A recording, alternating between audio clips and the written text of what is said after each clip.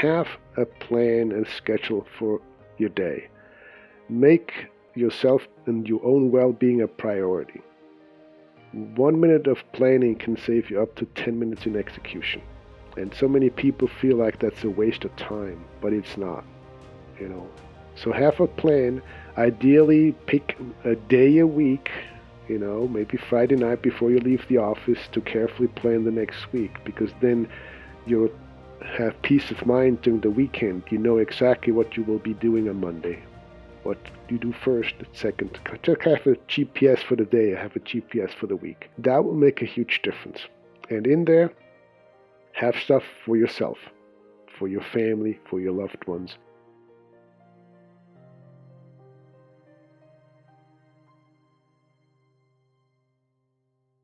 Thomas Green here with Ethical Marketing Service. On the episode today, we have Christoph Nauer.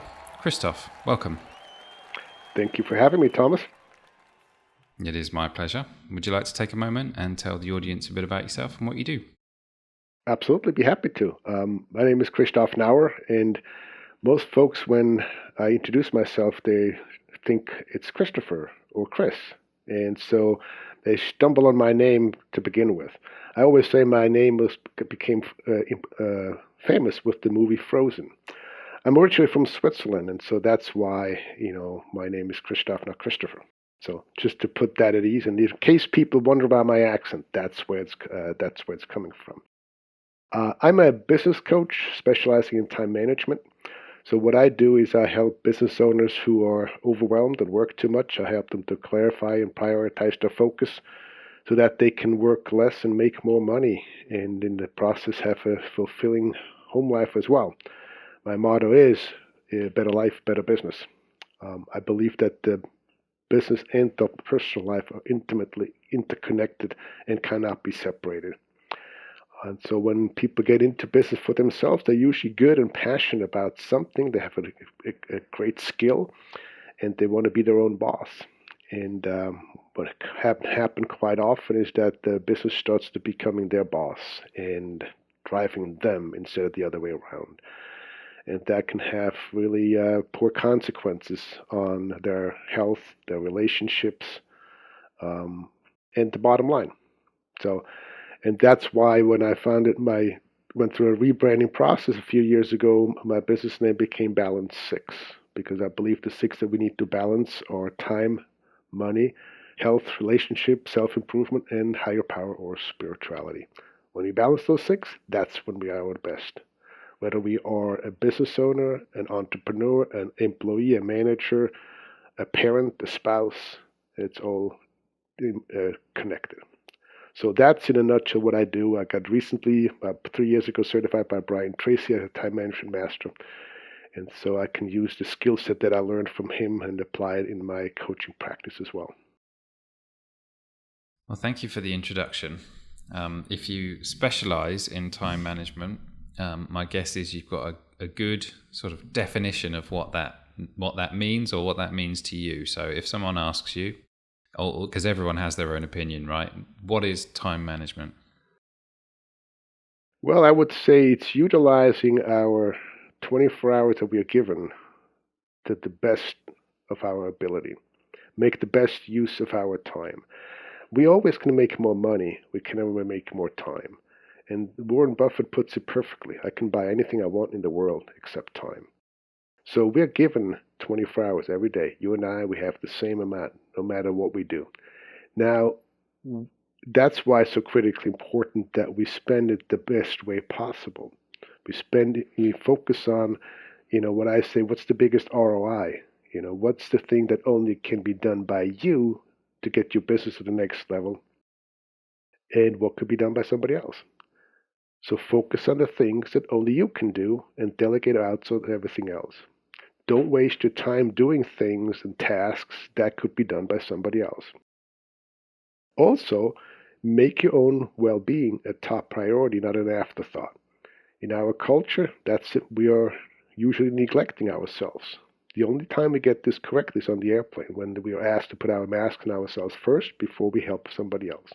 Now, I ask my clients to apply that principle in their own lives and their own business as well. So that's kind of like the way I see, time management has become a word that can have all kinds of different connotations, but this really the use of our time that's critically important.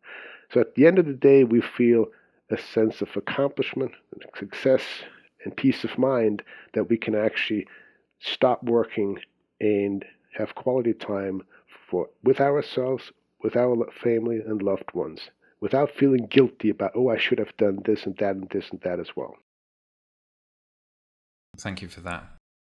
Immediately, what springs up for me is the objection. Okay, I'm sure you've heard this objection, and I'm very confident you have a good answer. So the objection is, for those people who like to hoard tasks, I'm going to hold on to all those tasks. I'm not going to give it to anyone else because I can do it better, or they don't do it to my standard. What do you say to those people? Well, I can say to them, yes, you can do that if you want, and if you prefer to work 80 hours a week and have no life outside your business, that's your prerogative. It's your decision. However, I use examples that are relatively simple. For instance, doing your own book. If you're not a bookkeeper, doing your own books and accounting is a waste of your time. First of all, you're most likely not an expert in that particular field. That means you could make mistakes.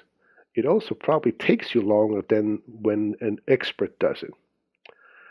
So usually what happens is when we're not really good at something, we procrastinate on it, and then it doesn't get done. So I look at it this way. So you spend 2 hours doing your books, and they might be done correctly, they might not be done correctly. That's neither here or there. But if you feel like you can do it okay, that's fine. But those 2 hours are gone, and you can't get those back. And during those 2 hours that you spend on your books, you can't do the things that could not be done by anybody else. So you're losing time, but you're also losing money, because usually as the business owner, your hourly rate is probably higher than what you would pay a bookkeeper to do your books. So that's what I try. I try to show them examples and see that they're actually losing time and money by doing those things that they could outsource themselves. That's a great point. You mentioned a couple of people that I've taken a great amount of inspiration from, Warren Buffett, and then obviously Brian Tracy. What's the relationship there? Did you meet Brian? No, I never met him personally. I wish I had, but ever since I started coaching, I've been on his mailing list, and I followed him and read a lot of his stuff and watched his videos. And he's just an inspiration, an absolute inspiration, and a leader in the industry, in the self-improvement industry. And the thing is, nobody has ever heard of Christoph Nauer, but Brian Tracy is a well-known person. And if I can use his name in my marketing, and I can say, hey, this guy actually certified me as a time management master, then that brings value to my clients. And that's the other thing too, is the whole idea of self-improvement, that a part of my business name. The more I improve my own skill set, the more value I bring to my clients. And so I encourage my clients to do the same thing. There's always more for you to learn. And if you have the expertise in the field, continue to improve on that expertise so that you can bring more value to your clients. And the clients come to you knowing that you're the expert in that particular industry. And Warren Buffett, no, I have never met him either, but he has some really great quotes, and that particular one is one of them. And so I tried to use it because, again, people have heard of him and they know the guy. That he has all the money in the world. He lives still a simple lifestyle. He's not but what he's saying is, money is not everything.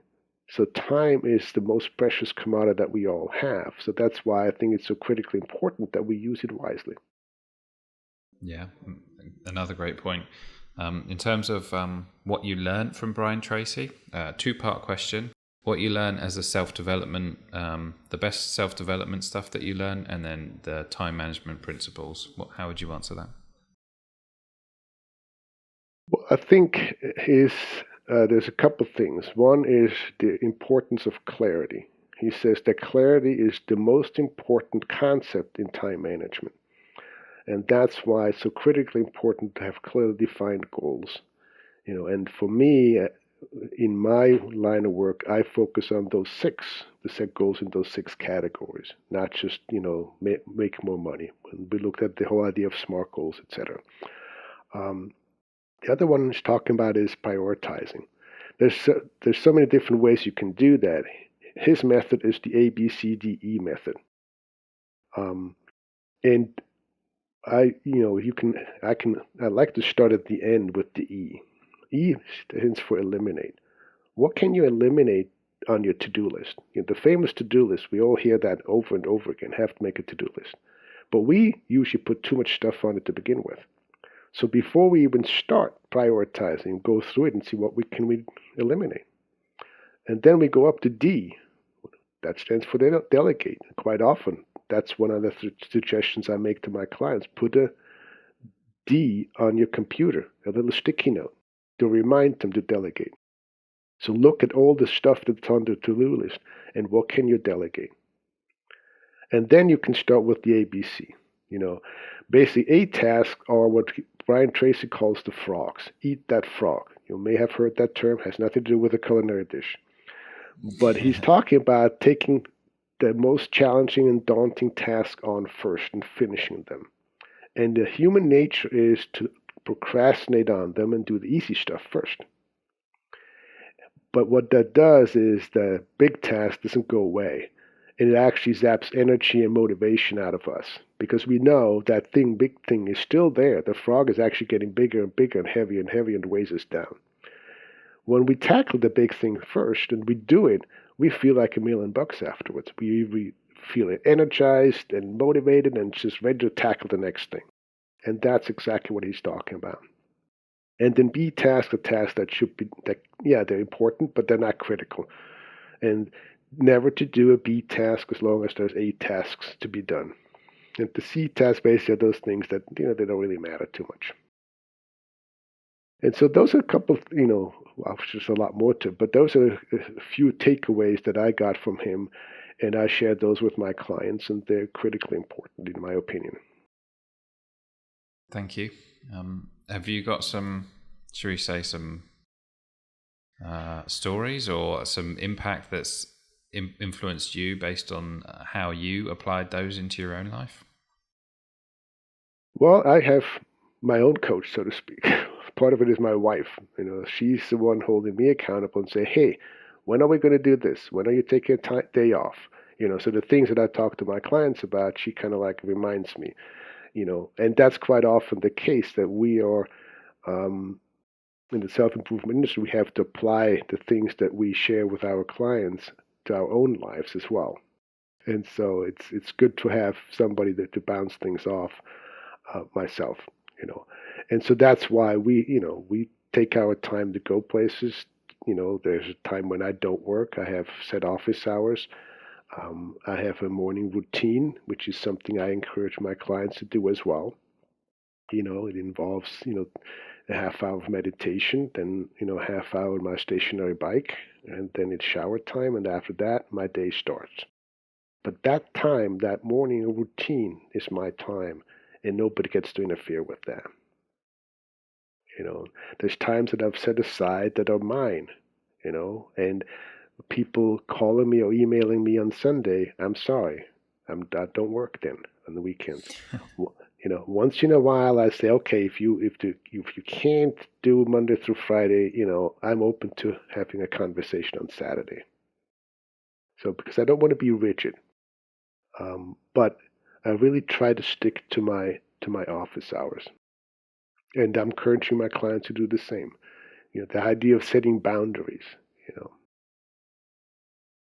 And what does a typical inquiry look like for you? Usually what they want is getting more done in less time. They want to have more time with family or loved ones. They usually quite often work 7 days a week, and they don't want to do that anymore. So work less is what usually is the desire, have more time for family, have time to exercise, have time to sleep, So a lot of it is that. Those are the desires that they wish they had, some time. Yeah, that's in a nutshell most of the struggles that they have. And one client says to me after a few months, she said, "Oh, I'm getting really greedy about my time." And another client says, "Oh, it's so nice that you give me permission to put myself first." And that happens quite often, with, like this particular client is a single mom with 2 kids and running her business. And first of all, as a mother, you already come with the DNA of taking care of everybody else first and putting yourself last. So it's a whole learning curve to switch gears there, your own well-being. If you don't do that, it's going to come back to bite you. It's like the car stops if you run out of gas, And so these are some, but most of the time that's what people want. That's what my client are looking for, is more time to have outside of their running their business, time for themselves, time for their own well-being. Have you got any stories or case studies that you're particularly proud of? Yes, there's a one woman. She was in the insurance industry. She brought me in to train her team on time management. Not only did she end up, I'm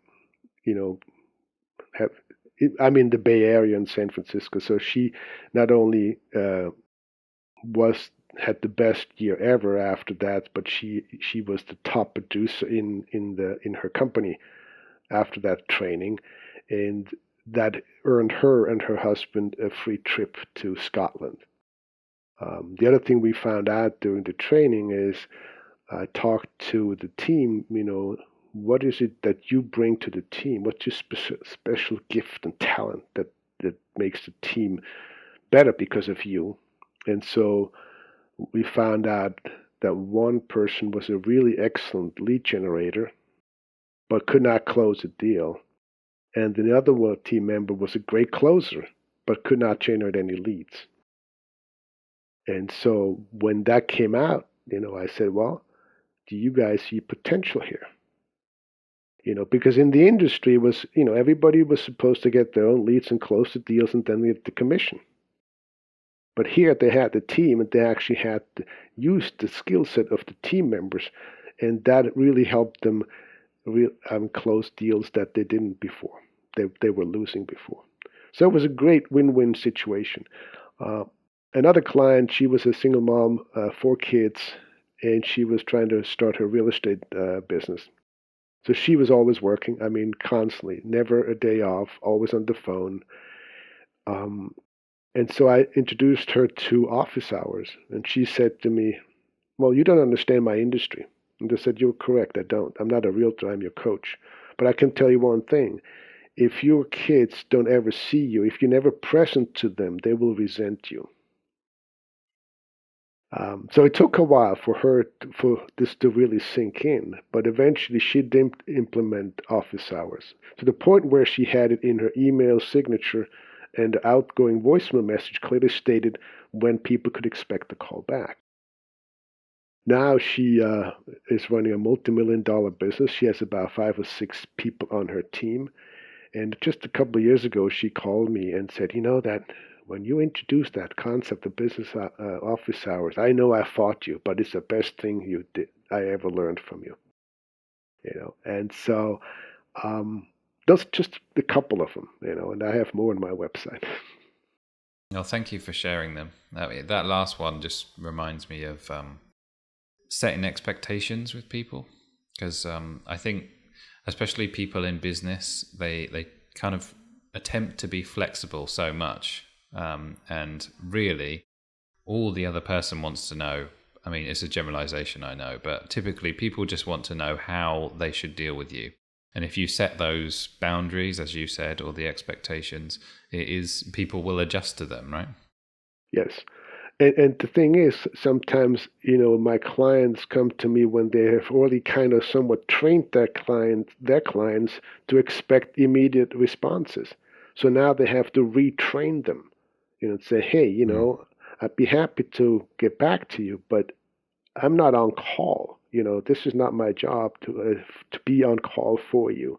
And quite often I use stories to illustrate my point. For instance, if you call your dentist, you're not going to say to the doctor, "Hey, dentist, I need to see you tomorrow at 2 o'clock." They just laugh at you. They say, "Well, sorry, my next opening is," and they give you a date in the future. So I say, well, why is the dentist more important than you? And usually that stops them in their tracks, because a particular client of mine, he was a contractor and he wanted to see his attorney, and the receptionist told him when the attorney had the next opening, and he was all bent out of shape because he thought he could just call and get the conversation going with the attorney. So when he finally saw the attorney, he complained to him, and he said, "No, that's the only way I can run my business." And so I said to him, "I would like you to do the same." And he was floored too. He was like, "Huh? How could that be?" I said, "Yes, just what the attorney does, I want you to do the same." Yeah, it's a great story, and made me laugh a little bit about the doctor. I think it's even worse over here. It's like you could wait 2 weeks to 4 weeks or something in order to speak to someone. But Yeah. so one thing I always ask, and I'm interested to know what your answer will be. What does success mean to you? That is a very good question. I actually had one of my clients ask her the very same question. For me, I think it's what drives me is being able to help people. Uh, the more people I can help with the work-life balance, which is overall the goal, the better I feel. That's one of the reasons why I wrote my book. From no time to free time, 6 steps to work-life balance for business owners. It's currently as an ebook available on Amazon, because I can reach more people that way. If that book, whether they work with me one-on-one or not, or in a group setting, or read the book, if that can change them and help them to free up some time, have more quality time with family and loved ones, that's success. And that's what really drives me. It's material possessions and things and stuff that doesn't matter to me. That's not important. That's, for me, that's not part of success.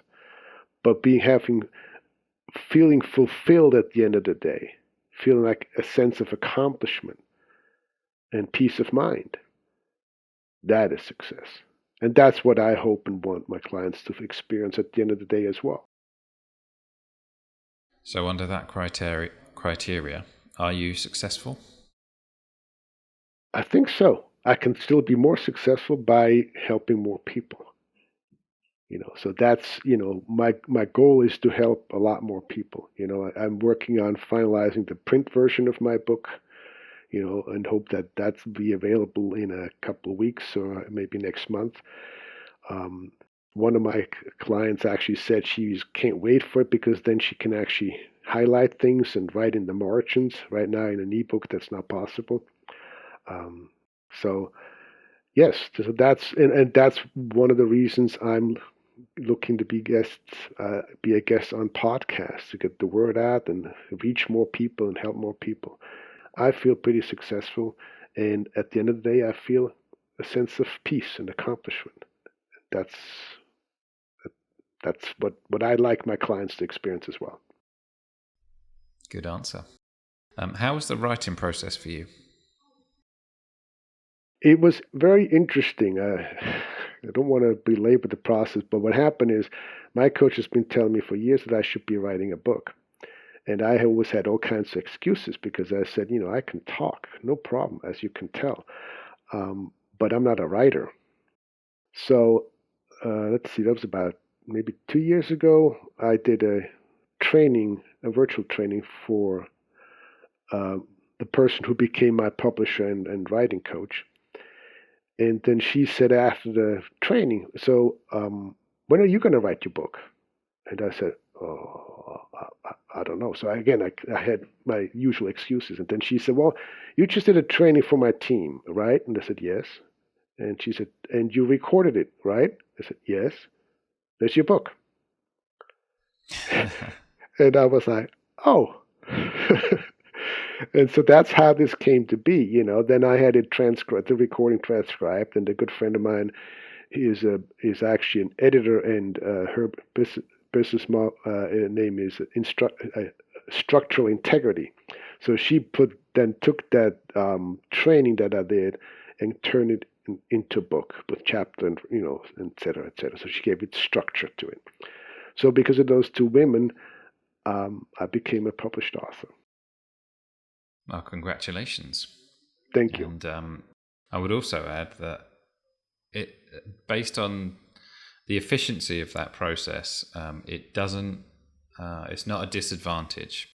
So it can actually be an advantage to take something that you're really passionate about and turn it from, as you say, speaking format to written format. And it's just, it's a very efficient way to do it, and is not a disadvantage at all. Have you found that to be the case?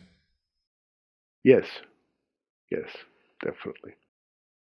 Because I would imagine, based on that process, there's more books in you yet. Is that fair to say? Well, somebody told me that, but I don't know. I mean, I say, let's get this finished first and get the print version done, and then we shall see, But I don't know yet. Who knows? So have you got a time frame for the physical version? Yeah, I just emailed a couple. I'm adding a bonus chapter with some guest authors to the book, and so I just emailed that to my publisher.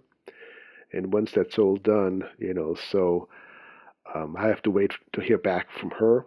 So hopefully in April, if not, then May, because we usually try to do like a book launch party, tell everybody about it, and then give folks a chance to buy it at the launch price instead of the regular price later. Those kinds of things. But that's the stuff my publisher does. So I'll have to wait to hear from her.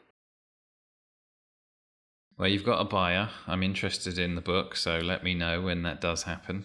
Absolutely. Be happy to, sure. Is there anything that I should have asked you about today? I think you pretty much did. Yeah, I feel like you asked me a lot of questions, and I did all the talking, basically, so... I said beforehand, would you be able to share about what your goals are at the moment? Yes, I think, as I mentioned briefly before, I'd love to reach more people, and that's part of having the book, and having guest authors and sponsors in my book. They will then promote the book too, because it's in their own interest. The guest authors, they wrote a little article in the book about topics that are pertinent and important for business owners, and then they can read those articles and then reach out to those guest authors for a consultation. So yeah, reaching more people, getting a bigger audience. At this point, I'm pretty much limited to the U.S. market and the UK, the English-speaking market. Actually, one of my guest authors is actually from Europe. She's in Prague. No, two of them. One is in Prague and one is in Norway. So this not so new reality, virtual reality, has really opened up the market and the connections. If it wasn't for COVID, and it's unfortunate, but that it took COVID, I would not have met these. Actually, all three of those guest authors, I would not have met them. I would not have met some of the book sponsors that I have in the book. So it's truly an international version now with those two guest authors from Europe. Well, congratulations again on becoming an author. It's not an easy thing, and a lot goes into it. And you've got all your work ahead of you, because the writing writing part of it is different from the promotion part of it, right? But Right. I'm sure you'll do just fine. Have you got any closing thoughts for us today? Well, if the listeners just take one thing away from this, have a plan and schedule for your day. Make yourself and your own well-being a priority. 1 minute of planning can save you up to 10 minutes in execution. And I know I just talked to a client yesterday about that, and she's starting to realize that the careful planning, actually, there is value in that. And so many people feel like that's a waste of time, but it's not, you know. So have a plan.